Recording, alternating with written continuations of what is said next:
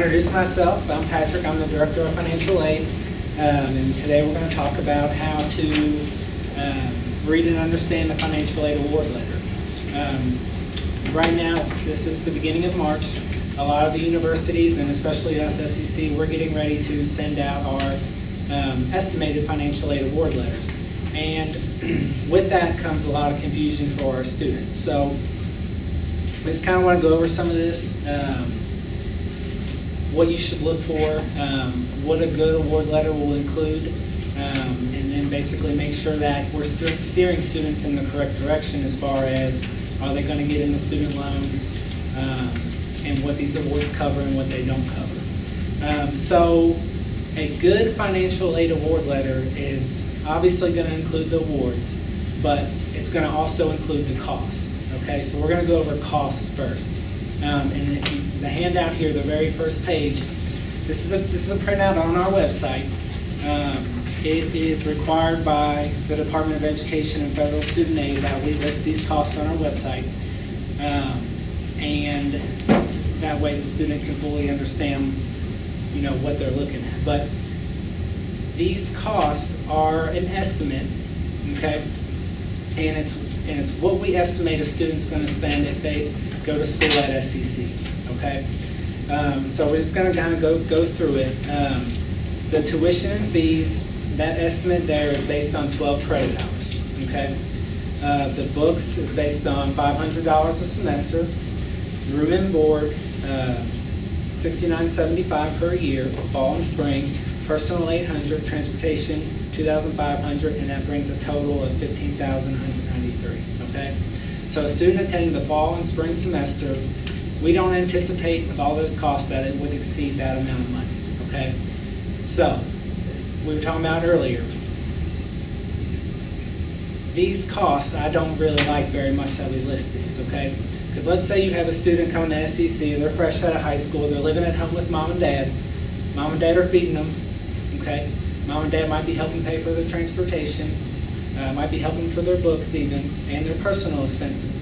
It is not going to cost that student $15,193 to come to our college, okay?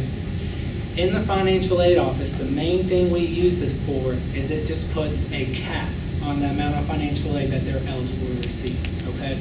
So if I'm talking with a student and we're going over these costs, I don't call it a cost of attendance. I call it an estimated maximum cost of attendance, okay? I make sure they know that we don't estimate it's going to cost any more than this to go to SEC, but in most cases, almost all cases, it's going to cost less, okay? And they also need to know the only thing that we're going to bill them for is the tuition and fees, and most likely the books if they get them, if they're an e-textbook or they get them from the books, okay? The rest of that can be covered by family, grandparents. It's not necessarily a cost that's going to be associated that we're going to bill them for. Okay? So does anybody have any questions about that? Yeah. Sorry. So are you saying that it is required by the federal government to put room and board, personal, and transportation on there? Yeah. That's required? Well, it's not required that the categories be listed like that. But you do have to list your cost of attendance on your website, and those are the components. But how that's broken down is not necessarily required? Yeah, it can be broken into different categories. Okay. Yeah. So if you're looking at a different financial aid award letter from a different school, you might not see those same categories exactly like we have, but you will see categories similar to this, okay? So that's basically how the costs work, okay? The next page that you have in your packet here, this is a printout from the University of Kentucky's website, and I really like the way they did this, because if you can go on their website and you can kind of put in what semester you're attending, where you're going to live, what dorm they're going to stay in, how many credit hours you're going to take, and then on the back, they're going to give you a cost of attendance based on that information, okay? And what I really like about this is they break it into billable costs, so tuition and fees that they're actually going to bill the student, and then they break it down into non-billable costs, and those are the things like transportation and personal expenses, okay? So if you're going to UK and you know you're not going to live on campus, then your housing is gonna be listed in the non-billable costs, because they're not gonna bill you for a dorm fee if you're not living on campus, okay? They may bill you for meals and things like that, but you're gonna know if that's gonna be billed by them or if it's not gonna be billed by them. Does that make sense? So, whereas if you're looking at an SEC award letter, you would actually have to point that out to a student. This is what we're gonna bill you for, this is what we're not gonna bill you for, okay? So you may not need that. That I'm gonna give you. I'm sorry, I'm late. That's okay.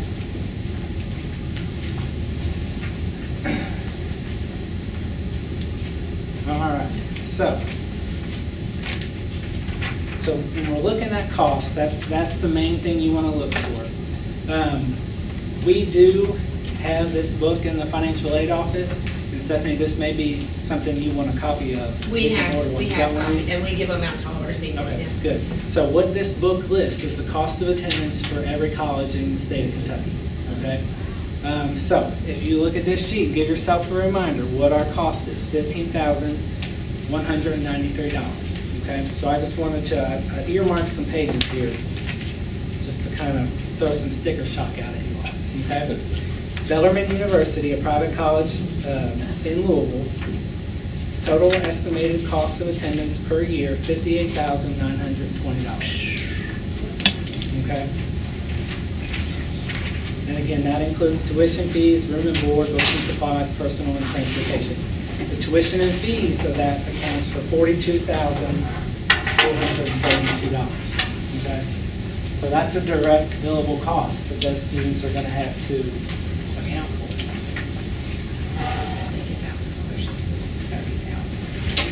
Okay, so another one, Center College, very good college.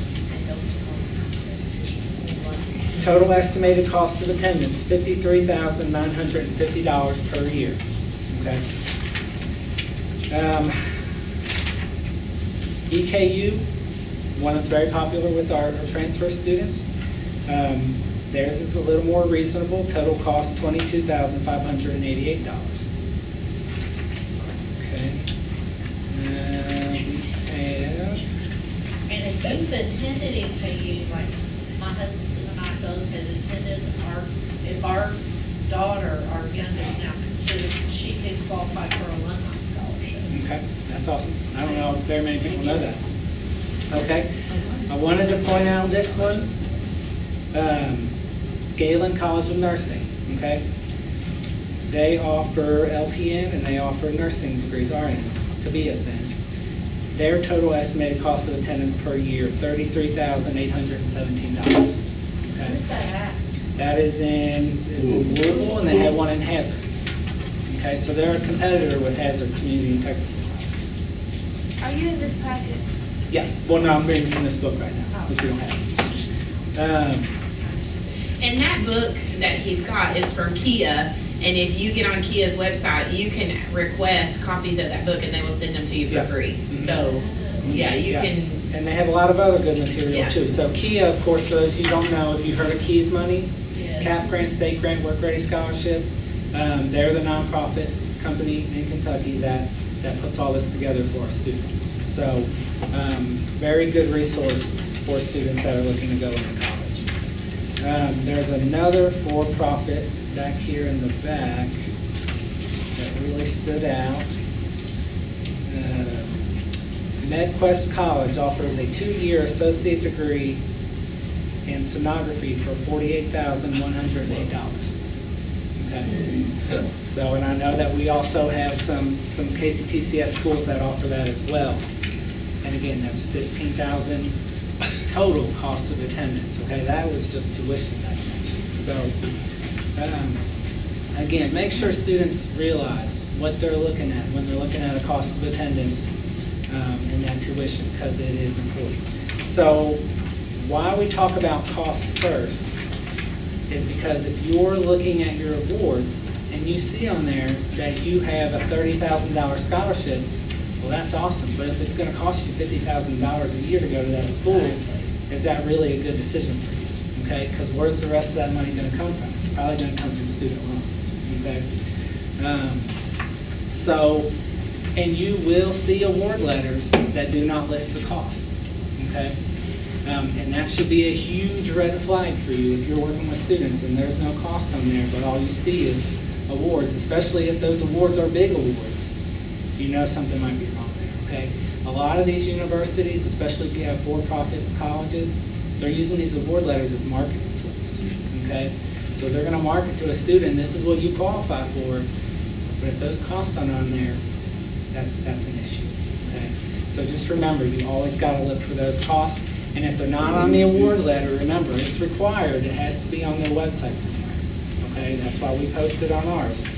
So you should be able to get on there and find out what those costs are, okay? And again, what that cost of attendance does is it puts a cap on the amount of financial aid that a student can receive, okay? So if we add up Pell Grant, Keys Money, CAP Grant, scholarships, loans, for our student, it cannot exceed that $15,193, okay? That's basically their cap of financial aid. And that's a good thing because we don't want students receiving all this scholarship and grant money and then requesting a big old loan on top of that so they get a lot of residual money back in their pocket, okay? There's gotta be a limit on those costs. Any questions about costs? Okay, so next in your packet, this is what a financial aid award letter looks like from KCTCS, okay? This is available to students on their student self-service account, okay? So if you ever have a student that's looking for their award letter, they want to know what it is, you can point them to their self-service account and they can view this. When this is available for them to view, they'll get an email.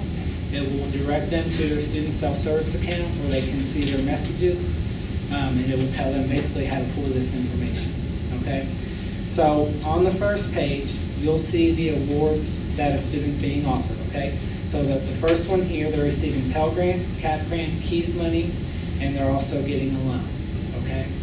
Now, we can back up for a second. With student loans for our students, in an initial award letter, we will never list student loans, okay? And the reason we do that, if you all have been here for a while, probably about 5, 6, 7 years ago, when enrollment was really high, we had an issue with our student loan default rates, okay? Basically meaning our students weren't paying back their student loans at a high rate, okay? So one of the changes the financial aid office at the time did was they decided not to include the student loans in the original award, okay? So if we have a student that needs student loans, okay, or wishes to take out student loans, they actually have to go into their student self-service account and do what's called a financial aid loan request, okay? And in that loan request, we'll tell them, this is the amount you qualify for. Out of that amount, this is what your subsidized loan is, this is what your unsubsidized loan amount is. So out of those amounts, how much loan money do you want, okay? And then they put an amount in there. So this particular student, the amount that they requested, they may have been eligible for more than that, but this is all they needed, okay? And again, we did that in order to help keep the student loan amounts down. So if you're looking at a award letter from another college or university, they're usually going to automatically put that student loan on the award letter, the max amount, okay? And if they want anything different, they're going to have to go to their financial aid office and notify them. I don't want $5,000 of a student loan, I only want $2,000, okay? But most of the time, they get that award letter and all it says is sign it, send it back in, okay? And then they're automatically stuck with the maximum amount of student loan. My daughter got one of those from Campbellsville. She's a senior. She got one. It looked really good because there was lots of money there, but Yep. Yep. it had loans. I figured that out after I sat and studied it for a little bit. It was really Yeah, and I'm glad you did, because there's a lot of students that won't sit there and they won't take the time to read it. They'll just look at that amount, look at the total financial aid amount, they'll look at the cost and say, oh, I don't have to pay anything. So it doesn't matter if it's a loan, grant, they're not necessarily looking at that, but that is important. You do have to look at what type of financial aid it is. So if you're working with an SEC student and they ask about loans, it's important, yes, it is available, especially if they're not getting Pell Grant, Keys Money, anything like that. Sometimes that is the only option our students have is a student loan, and that's fine. But we need to help them and let them know there are extra steps you need to do, okay? Because that is the downside of not posting their loans, is sometimes the students don't know that they're available, okay? Other times we'll have a student that transfer from Campbellsville or somewhere else, and they think the student loans are automatically going to be included in those awards. So they won't go in and request them, and then they get canceled for non-payment, and they come in and say, well, why aren't my student loans on my account? Okay, so we do have to kind of let them know that is an option if they need it. Okay, so if we go back to this student's award letter, and the second page there, it's going to list our costs on it, okay? Again, those are estimated costs. The only actual costs on there are tuition for fall, spring, and the fees. Okay, the fees are technically called Build Smart fees, that's why you see it in there. But on the bill, I think we list them as general fees. And the tuition on this cost of attendance will adjust depending on how many credit hours the student's enrolled in, okay? So remember, if we go back to what we list on our website, that's 12 hours estimate, okay? When they actually are getting their award letter, it's going to be adjusted to what their actual enrollment is, okay? So if they, for this student, for example, their total cost of attendance is only $14,028, if they want to know why it's not the same as our website, well, they're in a different amount of credit hours. Question. Mm-hmm. So students are not receiving this award letter until they're already enrolled? They can get it, but it will be generic amount of credit hours. Well, right, but considering that if we're gonna compete with everyone else Mhm. who are receiving estimates Yeah. as early as December, Yeah. then, So that's a good question. I should have mentioned this. We do 2 different award letters. We do an estimated award letter. okay, so we are sending Yeah, them an estimate. which will actually go out today or Monday, I've been Okay. told, okay? And the estimate will just issue the generic cost of attendance, and then this is the actual one. The one that they actual get, awards. once they're Yeah. enrolled. Oh, okay, okay. Yeah, yeah. And So we send that out in March? Is that typical? the estimate, it is gonna go out today or Monday. they Is say. that case through KCTCS? Yes. Mhm. Okay. Yeah. So that letter. It would be great if that could be much earlier. I know. Kids make their decisions. Yeah. I know. It was like pulling teeth to get it this I'm sure it early. was, and I know, and I get it, but Yeah. yeah, as somebody who's going over these regularly with high school students like I am, Mhm. it's, I create my own Yeah. for them for SCC. Good. But, yeah, it would be Like I great. said earlier. Yeah. And if you're talking to them, they will, and we call it a award letter, but most likely it'll be sent to them through email. Right. Yeah. You don't include the online fees as an option in case. We do not in the cost of attendance. Okay. No. So that's something that if they would decide on a online program, Mhm. that they would have to calculate that in. Correct. So you're not including that, though? Not on this cost of attendance, no. No. Do we have a question? Yeah, the thing is getting ready to go out, but you said that was going out on their email, right? It's Yeah. not going out paper. Yeah, it'll go through their email. And typically, we try to send it, when we're sending out financial aid information, we try to send it to the email address they put on their FAFSA. Okay, because you only get your KCPCS email address once you register for classes on it. Right.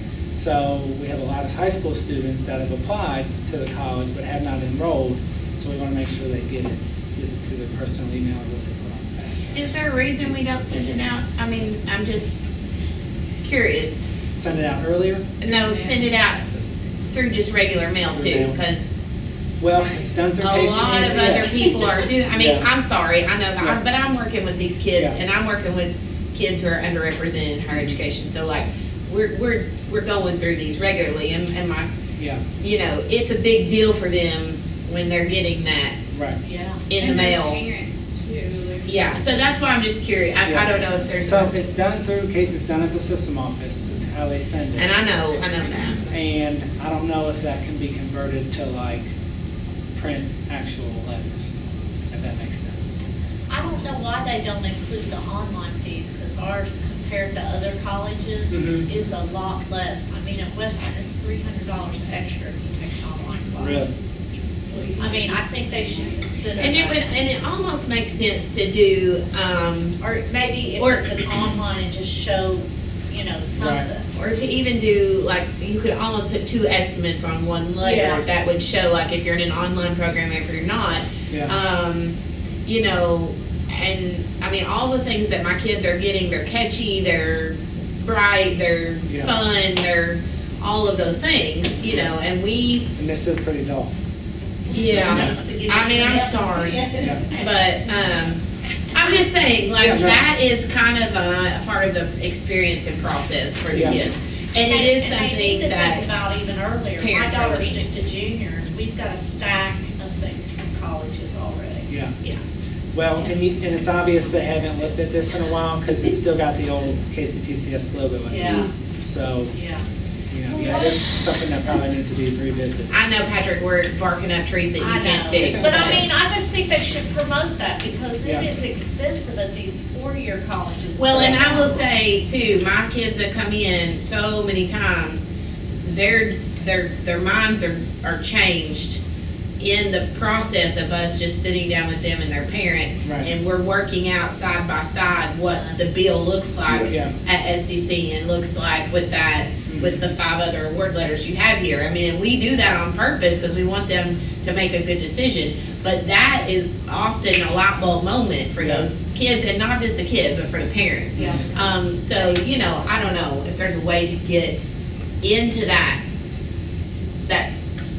stack, and Yeah. let it be something that is considered, in a way that is, if all the other colleges are doing that, and we know that we're all wanting them to buy our car, so we Yeah. gotta get that out. Yeah. Right. No, Well, I hear that would you. be a good marketing tool too. Well, which is exactly why they're doing it that way, and that's, you Yeah. mentioned, yeah. And probably a better way to go about it is I can talk to Tracy and Dr. Castle. Yeah. And say, That would be this is great. a Do it marketing at the opportunity that local we're level. missing. It really is, and Yeah. and this is, like I said, I see this with my kids all the time. We have 26 seniors right now, and we're working through these with every single one of them regularly, and with the parents. And I know not everybody can do that, but if it's going home at least. Right. And my kids miss stuff in their emails all the time, and they know to be checking it. Yeah. But they miss it because colleges are sending them so much stuff, it's hard to Yeah. determine what's real and what's not, so. This just throw that out too. generation they don't check email a lot. They don't check email as much No. unless you have somebody like a program like us who's telling them Yeah. constantly, check your email, check your email. Yeah. But it still is hard. And then I have kids, of course, who have limited to no access to internet at home or things of that nature, and so it's all having to happen at school and downtime or things like that. So I'm just to throwing it out there that is a big deal for my kids. Could you get that information and just have these estimates on a postcard and say, where to go on the website to look at more detail? Are you talking about like cost of attendance or? Yeah, Yeah. just this information, and not to even go into that much detail, just to get that figure out there that this is our top line, the most you're going to. Yeah, but I will Is that say how much those you're- letters are, Or the have letter that means more? student's name, Okay. they are personal, it's, Okay, yeah, it's not a throwaway piece of Okay. mail. It's, I don't know what this is gonna be, so I'm gonna open it up and it's well, part you of get the more information in process. that too, I just thought it would, Yeah. might jump quicker. And it might, but as far as something that the parent is really gonna take a look, Yeah. like Billy saying that her daughter got this one from Campbellsville. And students whose parents have not been to college don't know to dig further into that, but, we're not even listing loans, and those schools are, they might catch that, so. 'Cause it says like, hey, Emily, Oh, we are so excited to have you on campus, we cannot wait. Yeah. I mean, I can provide you with tons of, that my kids have Well, and if gotten. they get it on email, a lot of times their parents are never gonna. That's see what it. I'm saying too, yeah, You know, a exactly. letter in the mail, mom and dad have, or, you know, We give our seniors, which I know we're different too, but we give our seniors a senior binder that they keep all that stuff in, and they come in and it's full up, and they're like, Yeah. this is what I got in the mail, this is what I mean, and they lay it all out there, and they're proud of that, actually. It gives them something that feels like I'm accomplishing something, so, I don't know, if we want to compete with that, we got to get in the same realm. No, I agree. So, sorry. one thing I think, Soapbox for me. I think Apologize. too is a good marketing thing, is like you were saying a minute ago, it come out on something comparing our tuition to WKU, EKU. It come out, I think it's in this book, just a little table. And And we did that several years ago. I was Still floored when I do. saw that, because I It's a didn't financial. realize, I didn't even realize. How When I big of a compared difference? SCC, and I'm like, Yeah. man, that's amazing. And if parents could see that, maybe included with that award letter that we send, that's attention getting, when you see our tuition compared to. Put a bar chart. I mean, it's That's right. amazing. Yeah. Yeah. I didn't realize how different it was. I'm sure. Yeah. Sorry, I'll be quiet. That's okay. So I just got a couple more things and then we can have more discussion, but There will be cases where, especially when it comes to scholarships, if a student's getting a 4-year scholarship to a university, that is full tuition. Sometimes if they start at a community college, they lose that scholarship. Yeah. So, if you're comparing, like Stephanie is, and you see a scholarship like that, you may want to do some digging and see, will this be available if I do want to transfer, or is this something I don't More accept often now than and not, take it's and I'm not. going to lose No. it? So that is another thing to be aware of. Stephanie, do you see any other issues with award letters that with costs or not listing costs? I or- personally do not love when we include such high personal transportation, those kinds of things. And I get, it makes more sense to me now with you saying that caps the amount of financial aid that student is able to access. Yeah.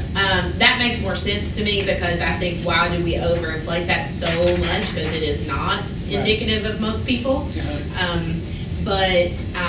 Yeah, and I know there's not always maybe a way to get scholarship information out earlier.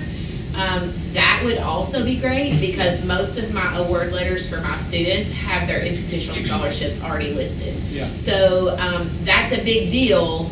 Now, it's not that big a deal for students, of course, who are full Pell eligible, full cap, that kind of thing. But for students who are looking at potential student loans, if there's a way to go ahead and list their scholarship even, that makes a big difference. Whenever someone's telling you we're going to give you $20,000, Right. and maybe it's $3,000 at SEC, but overall that's still better. So, I mean, it's handy to have scholarship award on there already, and that's good for my kids for sure.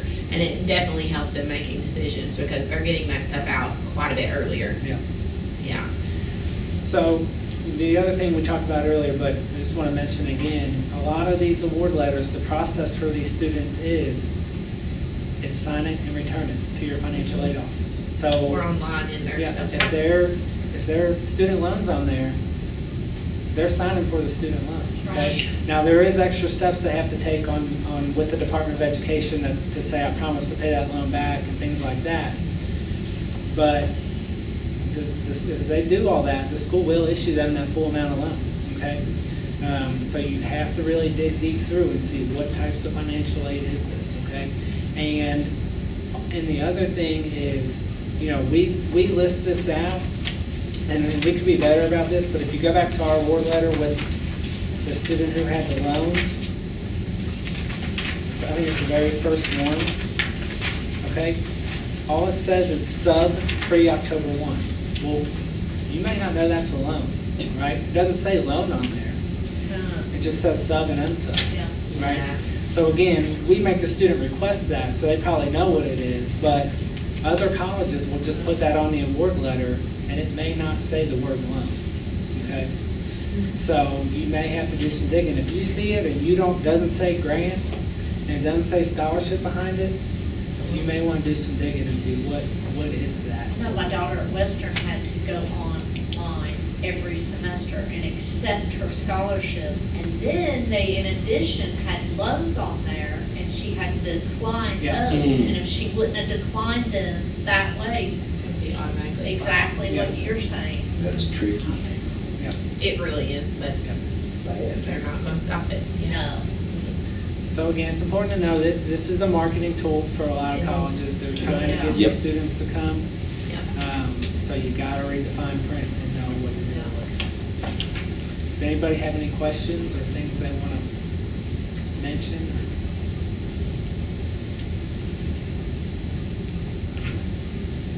We just need to get our stuff out earlier, I think. And I think we Because they need, take their last ACT before Christmas, Mhm. and then they make their consider decision. scholarships Yeah. most places. Then they make their decision. And Is it possible for us to push our scholarship deadline back? Like, a lot of institutions are December 1, so, I mean, I'm just curious if there would be a way for us to push that back. Yeah. We would. And maybe do like a wave 1 on December 1 and maybe a wave 2 March Yeah, 1? that's what I was thinking. We would probably not push it back, but maybe have an earlier date. I mean, That's something we can priority discuss. consideration. Yeah. And that way, the award of that scholarship could go ahead and be listed on the estimated award, because most universities have a December 1 date. Yeah. So that would be great. Yep. And if you have specific scholarship questions, Amanda Humble's our scholarship coordinator, but one of the things she would probably mention is if you're working with high school students, they're in the top 10% of their course, that's an automatic scholarship to SEC.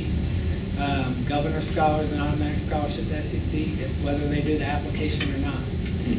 So if you have any of those students that fall into those categories, they should know that's an automatic scholarship.